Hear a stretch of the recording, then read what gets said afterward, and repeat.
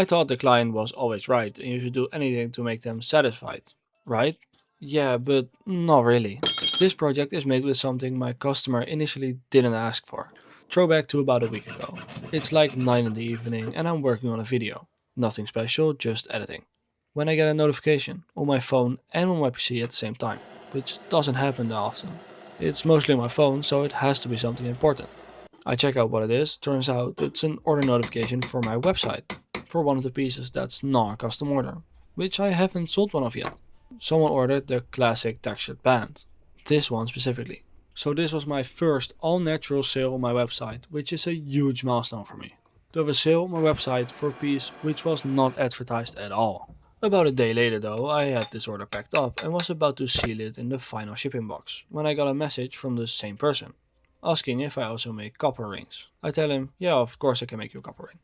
And also explain the fact that copper tarnishes really fast, which could leave green marks on your finger. So I offered to put a silver band on the inside to prevent this from happening. And he was stoked about it. As a creative artist, I was not that intrigued by the idea of a plain copper ring and felt I had more to offer to this client. And I just so happened to have some of this handmade mocha megane left over from a while back, which I haven't sold yet. So I pitched him the idea of, instead of a plain copper ring, which could still look great, have a custom made strip of copper mocha megane embedded into his ring. It's still about 60% copper, so I didn't drift too far from the original idea. When his response hit my inbox, I had mixed feelings before opening it. Did my creative instincts make an amazing decision and an excited customer? Or should I have just stuck to the plain copper ring and had a happy customer guaranteed? I clicked the message, waited while it loaded, and the first few words I read were, "Sick, yeah, I'll take it." When I read that, the amount of relief I felt. Since making decisions for a customer as a small artist can be scary. I'm sure some of you can relate to that. Sometimes altering an idea of a client can feel pushy, nitpicky, or whatever you call it. You get what I mean.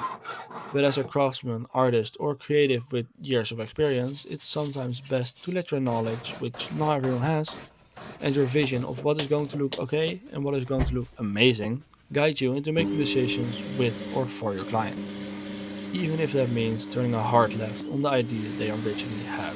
And so, with the final polishing of this ring going from a very rough polish to the finest one I have, this ring is finished and ready to be shipped out to a customer who is really excited to wear it.